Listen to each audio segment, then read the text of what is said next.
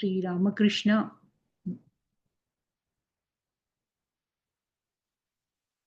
బోధామృతం తెలుగు సేత స్వామి చిరంతానంద స్వామి.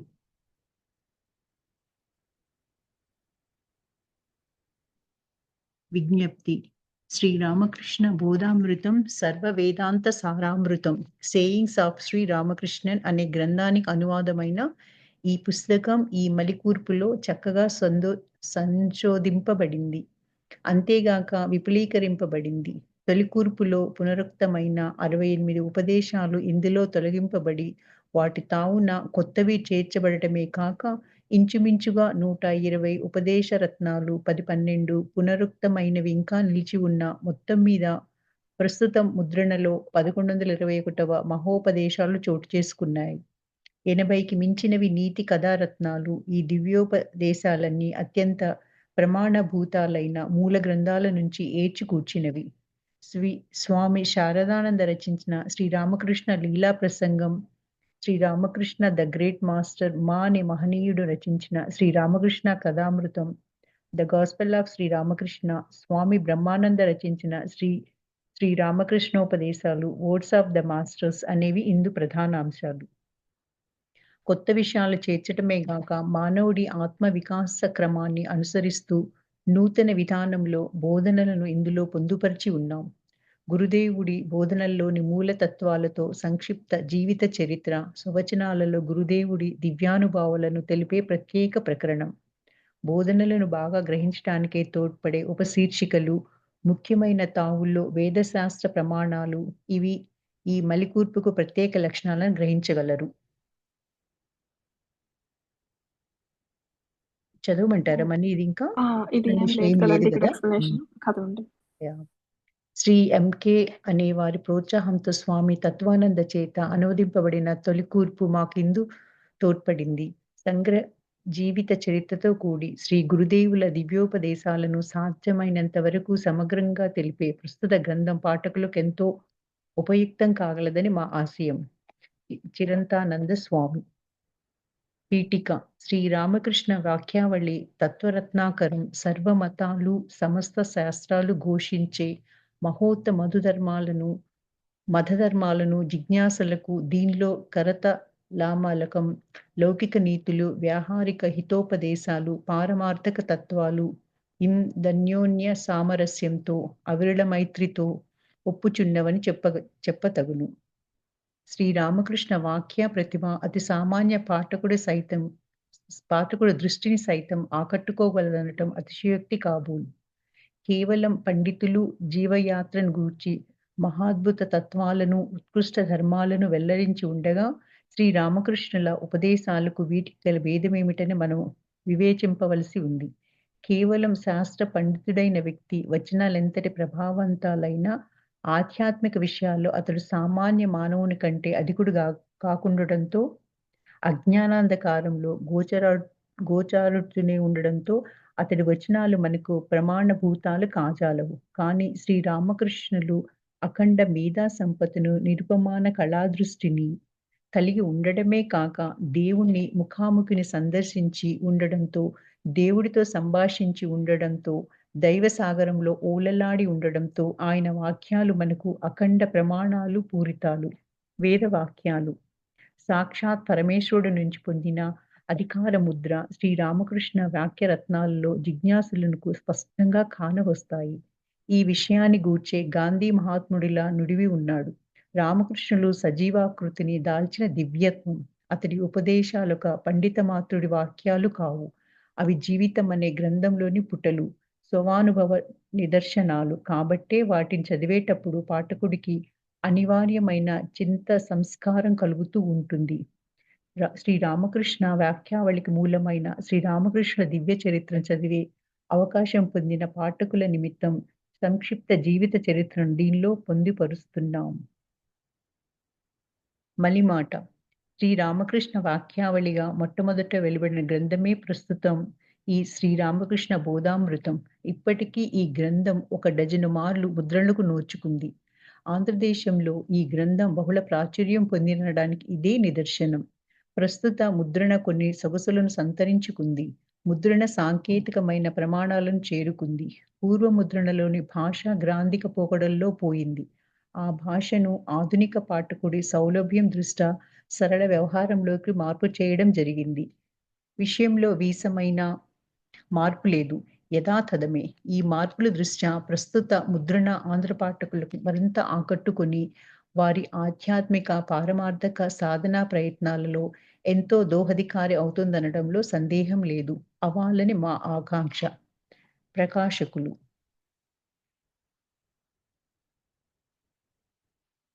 శ్రీ రామకృష్ణ పరహంస జీవిత సంగ్రహం. వంగదేశంలో హుగ్లీ జిల్లాలోని కామార్పూర్ గ్రామంలో 1836వ సంవత్సరం ఫిబ్రవరి 18వ తేదీన పాల్గొన శుక్ల ద్వితీయ బుధవారం శ్రీరామకృష్ణులు ఒక పేద బ్రాహ్మణ కుటుంబంలో జన్మించారు. ఆయన తండ్రి క్షుదీరాం చటోపాధ్యాయ, తల్లి చంద్రమణి దేవి. క్షుదీరాం దైవభక్తి పరాయణుడు, సత్యనిష్ఠా గరిష్ఠుడు, సుశీల వ్రతుడు. తనకు కుటుంబానికి ఎలాంటి కష్టాలు వాటిల్లినా కూడా అతడు తన జీవితాంతం సత్యసంధతను అణుమాత్రమైనా విడిచిపెట్టలేదు. ఒకప్పుడు గ్రామ జమీందారు తనకు అనుకూలంగా దొంగ సాక్ష్యాన్ని చెప్పమని నిర్బంధిస్తే క్షుదీరాం అతడి మాటలను తృణీకరించిన కారణంగా దుర్మార్గుడైన ఆ జమీందారు క్షుదీరాం మీద పగబట్టాడు. అదును చూసి ఒక బూటక వ్యాజ్యాన్ని తెచ్చి క్షుదీరాం పిత్రార్జితాన్ని అతడి ఇంటిని కూడా హరించాడు. కానీ క్షుదీరాం కించిత్ కూడా చలించలేదు. చంద్రమణి దేవి సుగుణ రాశి. క్షుదీరాము తగిన సహధర్మచారిణి. శ్రీరామకృష్ణుల జననానికి ముందే ఈ పుణ్య దంపతులకు తమ పుట్టబోయే కుమారుని దివ్యత్వాన్ని సూచించే అనేక దివ్య దర్శనాలు, దివ్యానుభవాలు పొందటం ప్రతీతి.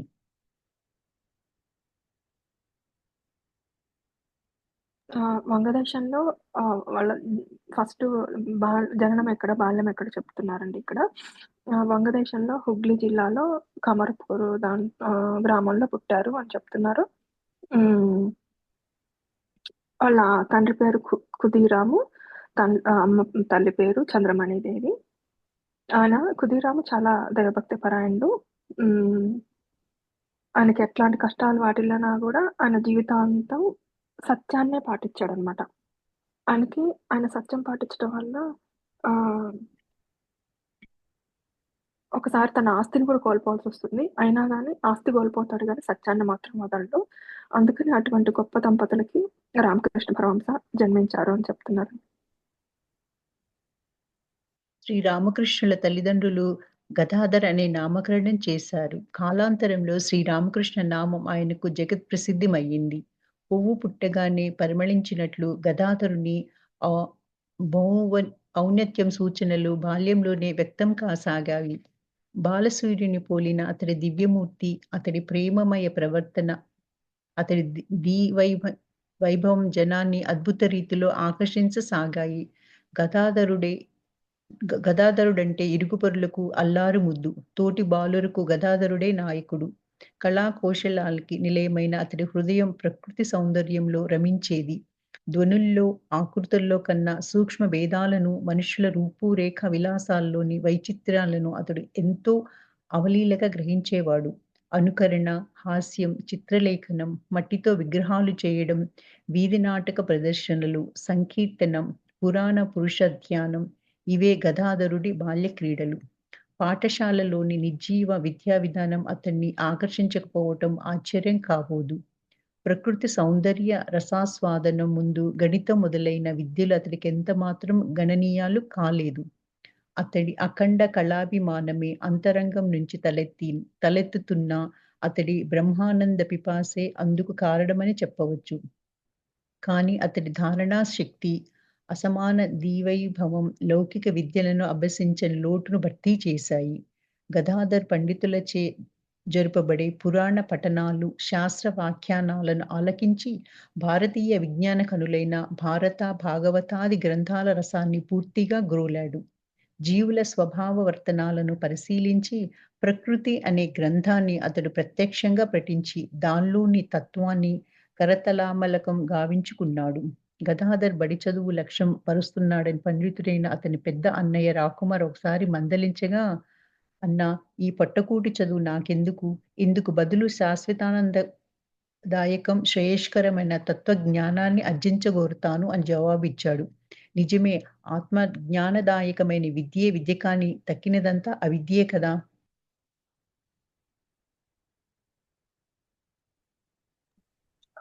రామకృష్ణ పరమహంస చిన్నతనంలో ఎలా గడిపేవాడో చెప్తున్నారండి. తను ఎలా అంటే కృష్ణుడు రేపల్లలో గోపబాలులతో ఎలా గడిపేవాడో తను కూడా అలానే గడిపేవాడు. ఎట్లా అయితే ఆహ్, బృందావనంలో అందరూ కృష్ణుడిని ఇష్టపడేవాళ్ళో, ఇక్కడ కూడా తను చిన్న పిల్లల దగ్గర తీసి నాటికలేసేవాళ్ళు, పాటలు పాడేవాళ్ళు, ఇవన్నీ చేసేవాళ్ళనమాట. అంటే భగవంతుడి తత్వం గురించి. ఒకరోజు కృష్ణుడిగా తను వేషం ధరించేవాడు. ఒకరోజు గోపికగా వేషం ధరించేవాళ్ళు. అవన్నీ చేస్తూ ఉండేవాళ్ళు. అందుకని ఆ ఊర్లో ఉన్న వాళ్ళంతా గదాధర్‌ని చూడగానే చాలా ఆనందాన్ని పొందేవాళ్ళు. వాళ్ళు ఇష్టపడేవాళ్ళు గదాధర్‌ని. అతను చిన్నప్పుడు అంతా ఈ భగవంతుడి గురించి తెలుసుకోవడానికే ఇష్టం చూపిచ్చేవాడు గానీ, లోకం లో చదివే చదువుల మీద అంత శ్రద్ధ ఉండేది కాదు. వాళ్ళ అన్నయ్య మందలిచ్చేవాడు తనని. కానీ తను అట్లే సమాధానం చెప్పేవాడు. ఈ పొట్టకూటి చదువులు నాకెందుకని సమాధానం చెప్పేవాడు. ఆహ్, కానీ తను చాలా ఆహ్, 6 ఏళ్లకి వాళ్ళ నాన్నగారు 6 ఏళ్లకి తనకొకసారి ఆహ్ అందులో బ్లిస్ ఒస్తదనమాట ఆయనకి పైనుంచి. భగవంతుడి యొక్క శక్తి ఆయనలో ప్రవహిస్తది. అప్పుడు ఆయన ఊరికనే ఆటపాటగా పఫ్డ్ రైస్ అంటే పఫ్డ్ రైస్ చేతిలో పోసుకొని తింటూ వెళ్తా ఉంటాడు పొలంలోంచి. అప్పుడు ఆయనలో భగవంతుని యొక్క శక్తి ప్రవేశించినప్పుడు ఆయన స్పృహ తప్పి పడిపోతాడు.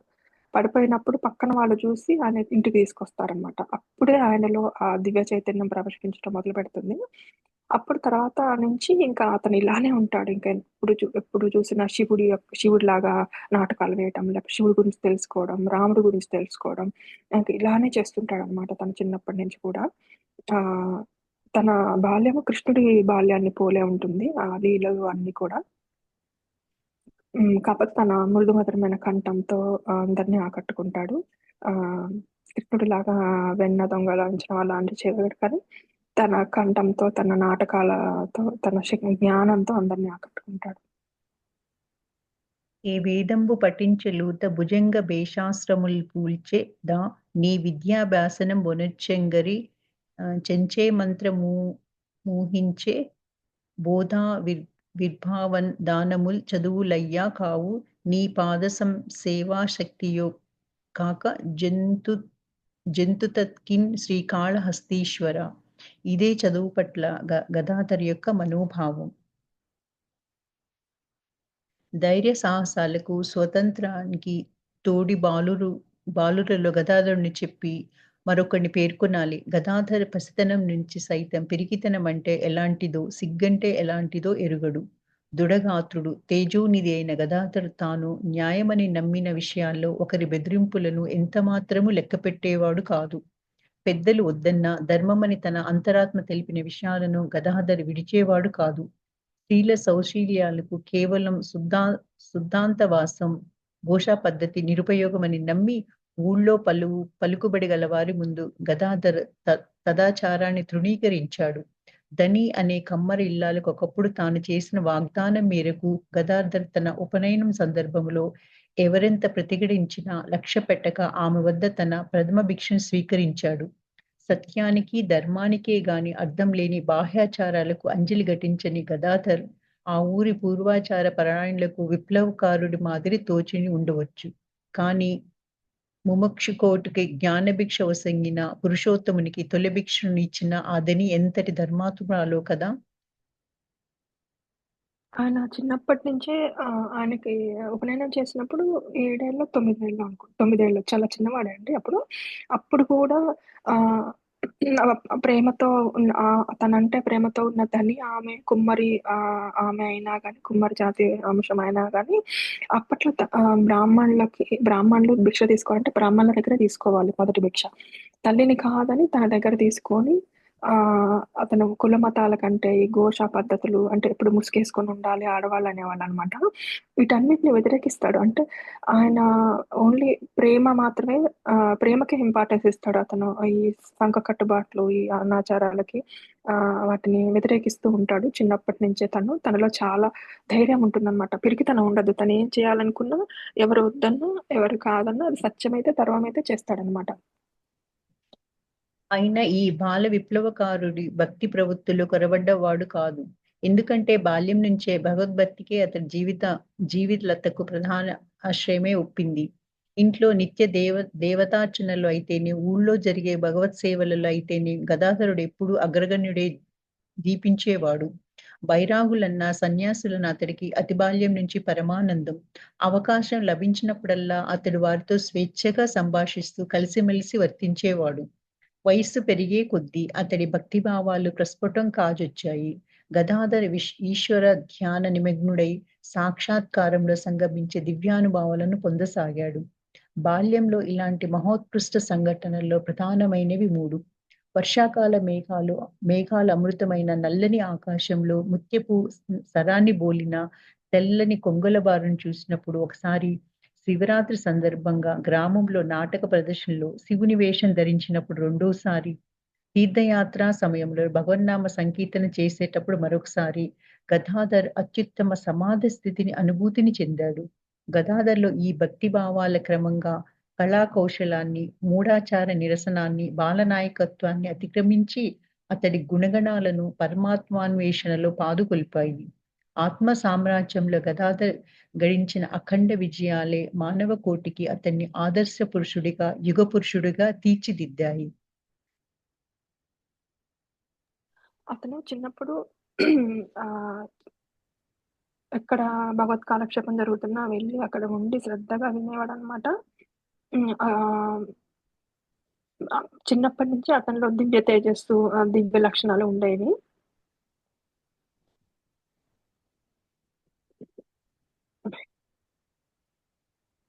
అతను చాలా సార్లు సంకీర్తన జరుగుతున్నప్పుడు సమాధి స్థితికి వెళ్ళిపోయేవాడనమాట. హ్మ్. మామిడి తోటలో శ్మశానాల దగ్గర కూర్చొని తన ధ్యానం చేసేవాడు. ఆ ధ్యానంలో అసలు చుట్టూ ఏం జరుగుతుందో గూడా తెలుసుకోకుండా చేసేవాళ్ళనమాట ధ్యానం తను. ఎప్పుడూ ఆహ్, శివుడి గురించి కూడా చాలా సార్లు ధ్యానం చేసేవాళ్ళు. అప్పుడు ఆ శివుని యొక్క అనుభూతిని గూడా తను పొందేవాళ్ళనమాట.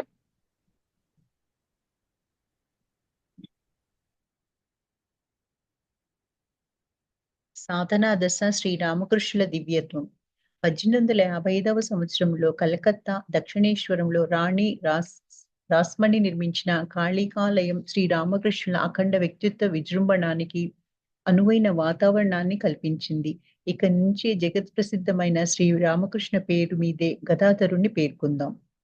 కాళికాలయానికి ప్రధాన అర్చకులైన శ్రీ రామకృష్ణులు నిర్వహిస్తూ ఉండిన నిత్య పూజా విధులు ఆయన అంతరంగంలోని భక్తాగ్నిని రగిల్కొల్పాయి. బాహ్య లోకాన్నే మర్చిపోయి గాఢ ధ్యానంలో, దివ్య సంకీర్తనంలో ఆయన గంటల పాటు గడిపేవారు. అంతేగాక రాత్రుల్లో సమీపంలోని చిట్టడవికి వెళ్లి భక్తికి బాహ్య వేషాలెందుకని కట్టుబట్టను తుదకు జంధ్యాన్ని కూడా విసర్జించి దీర్ఘకాలం భగవద్ ధ్యానంలో గడుపుతూ ఉండేవాడు. శ్రీరామకృష్ణులకు సన్నిహితుడైన ఆయన మేనల్లుడు హృదయరాం అది చూసి నిరోధింప ప్రయత్నించాడు. కానీ భగవద్ధ్యాన నిమగ్నతను బాహ్య రోధాలు ఎలా నిరోధించగలవు? పూజా విధానంలో బాహ్యాచారాలు క్రమంగా సడిలిపోగా, జగజ్జనని సన్నిహిత సంబంధం మానవాన్ని ఆక్రమించగా, శ్రీరామకృష్ణులు అపూర్వ రీతిలో దేవిని అర్చించసాగారు. ఆయన పెద్దయిన తర్వాత 16 ఏళ్ళప్పుడు అనుకుంటా అండి ఆయన ఇక్కడికొస్తారు. కలకత్తా వచ్చి కలకత్తా వాళ్ళ అన్నయ్య దగ్గర ఉంటారు. తనకొకసారి ఇందులో అర్చకత్వం అడుగుతారు చేయమని. అడిగినప్పుడు కలకత్తాలో కాళీ టెంపుల్‌లో అర్చకత్వం చేయడానికొస్తారు. వచ్చినప్పుడు ఆ అర్చకత్వం చేస్తూ గూడా తనలో తను ఎప్పుడు భగవత్ కీర్తన చేస్తూ, అలంకరణ చేస్తూ, తనలో తనే సమాధి స్థితిలోకెళ్ళిపోయేవాళ్ళనమాట. తను ఆ భావావేశాలకి గురయ్యేవాళ్ళు. ఒక్కొక్కసారి హ్మ్. గుడిలో అడవిలోకెళ్ళిపోయి పక్కనున్న అడవిలోకెళ్ళిపోయి ఈ వస్త్రాలు, జంధ్యాలు కూడా తీసేసి ఈ అమ్మవారి అంటే ఇవి గూడా అడ్డనుకునేవాళ్ళనమాట. భగవంతుడిని చేరటానికి మన మీద ఉన్న అలంకరణ గూడా అడ్డనుకొని అలా కూర్చొని అమ్మని ధ్యానం జేస్తూ ఉండేవాళ్ళనమాట.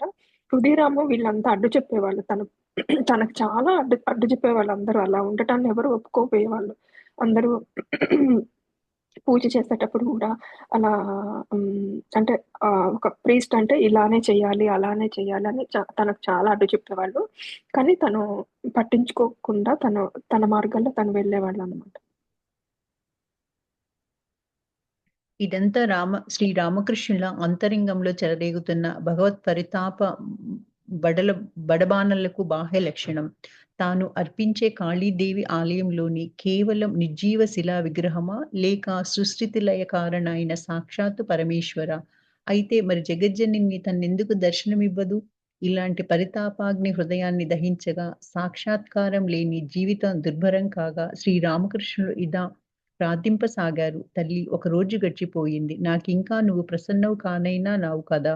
అమ్మా ఆనందమయి, నీ కృపా కటాక్షాన నువ్వు నాకు సాక్షాత్కరించక తప్పదు. భగవద్ విరహ వేదనచే ముఖం నేలకేసి రాసుకోగా గాయాలే రక్తం కారేది.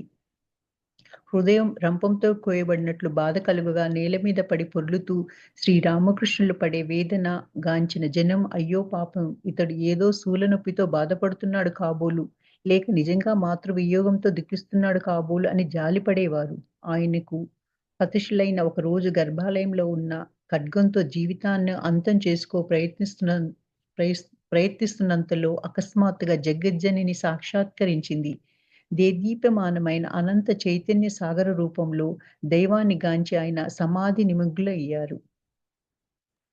ఇక్కడ ఆయన ఎంతలా తప్పించాడంటే భగవంతుడి దర్శనం కోసం, అసలెందుకు ఈ జన్మ అమ్మని చూడండి నేను, ఎందుకు ఈ శరీరం కూడా నాకవసరం లేదు అని తలని అక్కడ నేలకేసి కొట్టుకోవడము, ప్రతి క్షణం ఏడ్చేవాళ్ళు. "అమ్మ నాకు కనిపించవా? అమ్మ నాకు కనిపించవా?" అని నిద్ర కూడా పోయేవాళ్ళు గాదంట. తిండి కూడా తినేవాళ్ళు గాదంట. అన్నీ తన అవసరాలన్నీ పక్కన పెట్టి అమ్మని చూడాలి, అమ్మని చూడాలి అంత తపననమాట ఆయనకి. ఆ తపనతోనే ఎన్ని రోజులు రోదిస్తారో తను. చివరికి ఒకరోజు తన జీవితాన్ని అంతం చేసుకోవాలని అనుకుంటారు. ఇంకా అవసరం లేదు అమ్మని చూడకుండా నా జీవితం అనుకోని ఖడ్గం తీసుకొని తను అంతం చేసుకోవాలనుకున్నప్పుడు అప్పుడు జగజ్జనని కరుణించి ఆమె దర్శనమిస్తుంది. అప్పుడు ఆమెను చూడగానే మళ్ళీ తను సమాధి స్థితిలోకి వెళ్ళిపోతారు. కానీ ఈ భగవద్వనుభవం శ్రీరామకృష్ణుల అఖండ బ్రహ్మానంద అనుభూతిని కలిగింపలేదు. బ్రహ్మానందమృతాన్ని ఒకసారి రుచి చూసిన సంతతానుభవ పిపాసి అది తీర్పజాలకుంది. నిరంతర బాహ్యానుప్రాప్తికే పరితప్త హృదయుడై ఆయన రోజులు గడుపుతున్నాడు. సర్వకాల సర్వావస్థలలోనూ సమస్త ప్రదేశాలలో బ్రహ్మానుభూతి పొందటానికే శ్రీరామకృష్ణులు బాష్పధారలు ప్రవహించేటట్లు వెక్కి వెక్కి ఏడుస్తూ మునుపటి కంటే తీవ్ర వ్యాకులతో జగజ్జనని ప్రారంభించసాగారు. ఆ హృదయ మదనంలో ఆయనకు బాహ్యలోకమే స్మరించేది కాదు. ఒకవేళ స్మరించినా కేవలం మిథ్యగా తోచేది. వ్యాకులపూరితమైన శ్రీరామకృష్ణుల ప్రార్థనల చేత ఆకర్షితులైన జనులు గుమిగూడితే వారు కేవలం నీడల మాదిరి తెర మీద చిత్రీకరించబడిన బొమ్మల మాదిరిగా, అంతా మిథ్యగా, అంతా మాయగా ఆయనకు తోచేది. నిద్రాహారాలు మరిచి రేయింబగళ్ళు శ్రీరామకృష్ణులు తదేకంగా జగజ్జనని ప్రార్థింపసాగారు. చివరకు ఆలయంలో దేవిని అర్పించటం ఆయనకు అసాధ్యమైపోయింది. ఆలయ నిర్వాహకుడు రాణి రాస్మణి అల్లుడైన మధురనాథ్ శ్రీరామకృష్ణుల స్థితిని గాంచి ప్రేమ గౌరవాలతో ఆయన్ని పూజా విధుల నుండి విశ్రాంతి కలిగించి సాధనకు తగిన సమస్త సదుపాయాలను సమకూర్చాడు. ఈ సదవకాశాన్ని వినియోగించుకొని శ్రీరామకృష్ణులు లోకాతీతమైన భగవత్ పరితాపంతో ఆపు అపూర్వాశయాలతో ధ్యానాది సాధనలో నిమగ్నమైపోయారు. ఇక్కడ తను ఒకసారి అమ్మ దర్శనం పొందుతారు.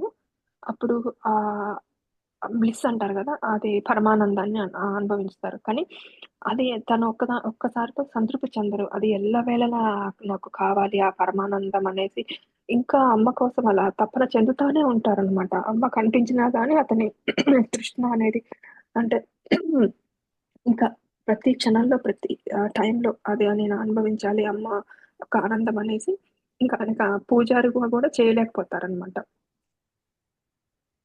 అప్పుడు ఆయన మాధుర్ బాబా అని ఉంటారు. ఆ గుడిలో ఆయన రాణి రస్మణి గుడి అనమాట అది. ఆయన అల్లుడు ఆయన ఈయన్ని అర్థం చేసుకుంటాడు. ఈయన యొక్క తపన అర్థం చేసుకొని ఆయనకు అన్ని వస్తువులు కల్పిస్తాడు ధ్యానం చేసుకోవడానికి. ఇంకప్పటి నుంచి ఆయన ధ్యాన సాధనలో మునిగిపోతారు.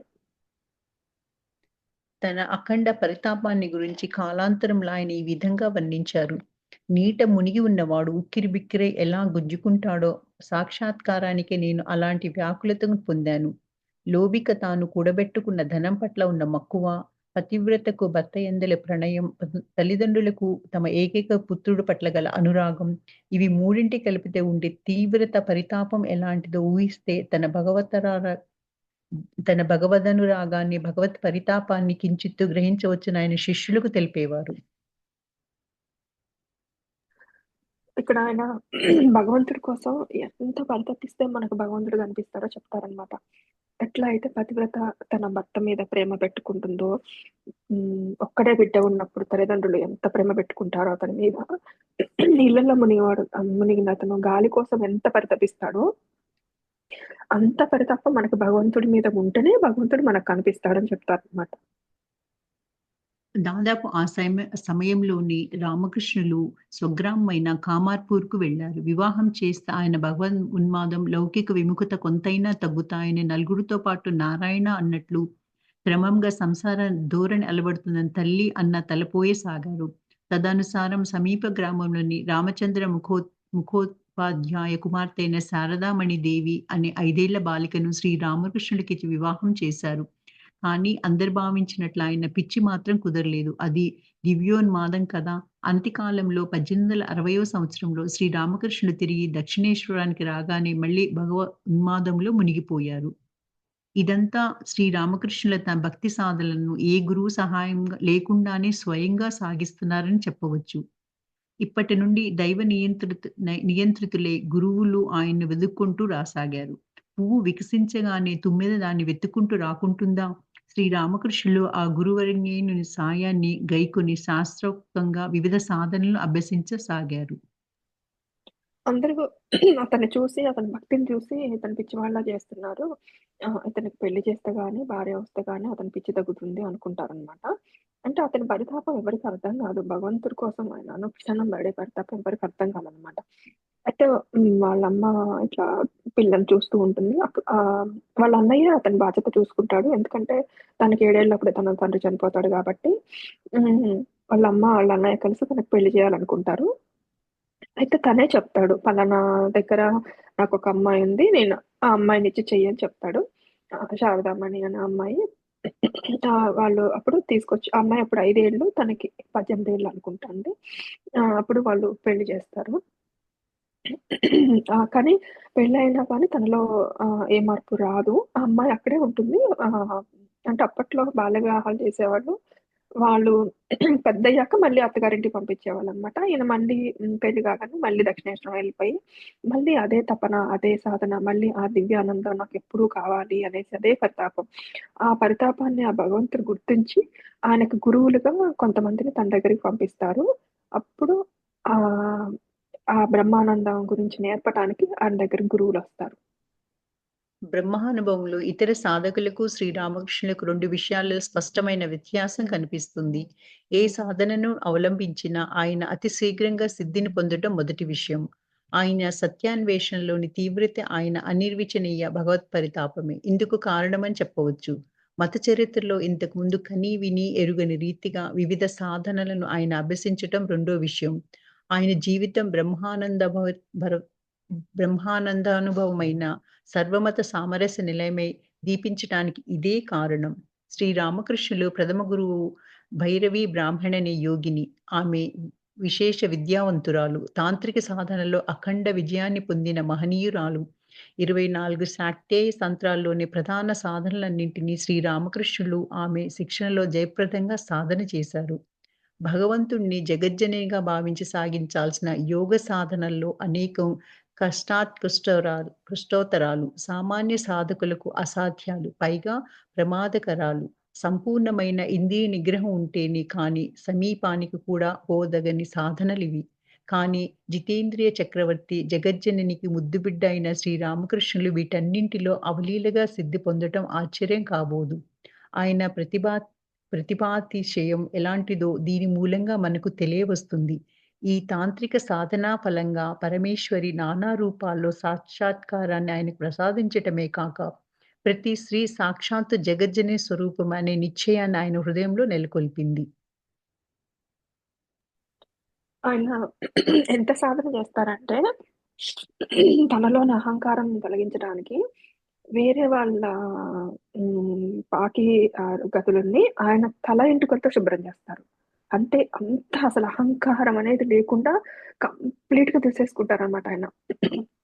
ఆయన మన హిందూ గాడ్లనే మీదనే సాధన కాదు, అల్లా మీద సాధన చేస్తారు. 3 రోజులు సాధన చేస్తారు అల్లా మీద. మహమ్మద్ కనిపించి ఆయనలో లీనమైపోతారు. మళ్ళీ 3 రోజులు జీసస్ క్రైస్ట్ ని సాధన చేస్తారు. అప్పుడు క్రీస్తు కనిపించి ఆయనలో లీనమైపోతారు. ఆ తత్వం, ఆ క్రీస్తు తత్వము, అల్లా తత్వము ఆయనలో లీనమైపోతుంటాయి అన్నమాట. అందుకని అతనికి పరమత సహనం కూడా ఉంటుంది. వేరే మతాలలో కూడా ఉన్నది ఆ భగవంతుడే అనేది ఆయన అనుభవపూర్వకంగా తెలుసుకుంటారు రామకృష్ణ పరమహంసలు. ఇవన్నీ ఆహ్, ఇంకా రామకృష్ణ పరమహంస వేరే బుక్‌లో ఉన్నాయి. ఆహ్ అయితే ఇక్కడ కొంచెము ఇది బోధల మీద ఎక్కువ ఫోకస్ చేశారు గాబట్టి, అంత ఇన్ డీటెయిల్‌గా అవన్నీ చెప్పలేదు అనుభవాలు. నాకు గుర్తొస్తున్నాయి చెప్తున్నాను. అయితే ఇక్కడ ఇంకా భైరవి అనే బ్రాహ్మణి వస్తదనమాట. మొదటి గురువు ఈయనకి, ఈయన జీవితంలో. ఆమె ఏం చెప్తది, అన్ని తారా విద్య, ఆహ్, అన్ని విద్యలుంటాయి గదండీ! దశమహా విద్యలు. ఆ దశమహా విద్యలు, తాంత్రిక సాధనలు అవన్నీ మామూలు మనుషులు చెయ్యలేరంట. అవి చాలా కష్టంగా ఉంటాయంట. కానీ ఆల్రెడీ ఆయన ఇన్నేళ్ల జీవితంలో ఆయన జీవితం మొత్తం 6, 7 నుంచి ఆయన సాధనలోనే పెడతారు గదా! అందుకని ఆయన చేయగలిగాడు. స్వతహాగా ఆయన భగవంతుడి అంశ గాబట్టి, ఆయన విష్ణువు అంశ గదా! శివానుగ్రహంతో, విష్ణువు అంశతో పుడతారు గాబట్టి, ఆయన ఈ సాధనలన్నీ చేసి ఆయన అన్నీ సక్సెస్ అవుతారు. ఆ బ్రాహ్మణి గురువు చెప్పిన సాధనలన్నీ చేసి అన్నీ సక్సెస్ అవుతారు తను. శ్రీ రామకృష్ణులు అవలంబించిన సాధనల్లో వైష్ణవ సాధనల తర్వాత పరిగణింపదగ్గవి. ఈ మార్గంలో సంఖ్య, ధ్యాస్య, వాత్సల్య, మధుర భావాలనే వాటిలో ఏదో ఒక భావంలో భగవంతుడితో సన్నిహిత్యం సంబంధాన్ని ఏర్పరచుకొని సాధకుడు భగవంతుడినే భజిస్తాడు. ఒకదాని వెంట ఒకటిగా శ్రీ రామకృష్ణులు వీటన్నిటినీ సాధించారు. అంతేకాక ఈ భావాలు ఎవరిలో రూపుదాల్చాయో అలాంటి పౌరాణిక పాత్రలతో సాధన కాలంలో ఆయన తాదాత్మ్యం పొందేవారు. ధ్యాస భావంలో తాను హనుమంతుడినని, మధుర భావంలో రాధాదేవినని ఈ విధంగా భావించి అద్భుతమైన సాధనలు ఒనర్చారు. తాదాత్మ్యాన్ని పొందేటప్పుడు ఆయన సరిగ్గా ఆయా పౌరాణిక పాత్రల మాదిరిగా సంచరిస్తూ అచ్చంగా అలాంటి మనోభావాలని, అలాంటి దివ్యానుభవాల్ని పొందేవారు. సఖ్యభావాన్ని, మధుర భావాన్ని సాధన చేసే సమయంలో ఆయన అనేక నెలల పర్వంతం స్త్రీల మధ్య స్త్రీ మాదిరిగా మెలిగేవారు. ఈ సమయంలో ఆ స్త్రీకి గాని, ఆయనకి గాని దానిలో ప్రకృతి వైచిత్ర్యమేమీ చూపలేదు. ఆయన మనోభావాల ప్రవర్తన అంతటి సహజాలై, వినిర్మలాలై ఒప్పాయి. అలాంటి అపూర్వ పరిమాణాన్ని మన శరీరంలో బడేయడానికి ఆయన విశుద్ధ సంకల్ప ప్రభావమే కారణం. ఆయన సాధన చేసేటప్పుడు ఎవరి మీద సాధన చేస్తుంటే వాళ్ళలాగా మారిపోయేవాళ్ళు. ఇప్పుడు రాముడి మీద సాధన చేస్తుంటే హనుమంతుడిలాగా మారిపోయేవాడు. ఎందుకంటే హనుమంతుడికి రాముడి యొక్క భక్తి పూర్ణంగా తెలుసనేసి. అప్పుడు ఒకసారి హనుమంతుడు ఏం తింటాడో అవే తినేవాడనమాట. బనానాలు, పండ్లు అలా నడిచేవాళ్ళు గాదంట. రామ సాధన చేస్తున్నప్పుడు, హనుమంతుడిలా చేస్తున్నప్పుడు జంప్ చేసేవాళ్ళంట. అక్కడి నుంచి ఇక్కడికి, ఇక్కడి నుంచి అక్కడికి. అంటే అంత లీనమైపోయి ఆ పాత్రలో అంత ఆ భావంలో అంత లీనమైపోయి చేసేవాళ్ళు. కృష్ణుడు సాధన చేస్తున్నప్పుడు రాధాదేవిలాగా మారిపోయేవాళ్ళంట. లేడీస్ లాగానే బట్టలేసుకునేవాళ్ళంట. అట్లనే బిహేవ్ చేసేవారంట. అట్లనే మాట ఉండేదంట.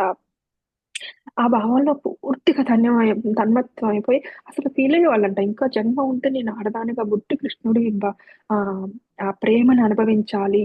ఆ కృష్ణుడి యొక్క ఆ దివ్య ప్రేమను అనుభవించాలి అని బాధపడేవాళ్ళంట తను. అట్లా అప్పుడు ఆయన అందరి స్త్రీలలో దేవతను మాత్రమే చూస్తారనమాట. ఆ జగజ్జనని కాళికాదేవిని మాత్రమే అందరు స్త్రీలలో చూస్తారు. ఒకసారి అతని దగ్గరికి వేశ్య వచ్చినా గాని ఆమెకు కూడా కాళ్ళు మొక్కి సాష్టాంగపడి దండం పెడతారు. ఆమెలో గూడా ఆయన జగజ్జనని కాళికాదేవినే చూస్తారనమాట. అంత అంత కఠినమైన సాధన చేస్తారు తను.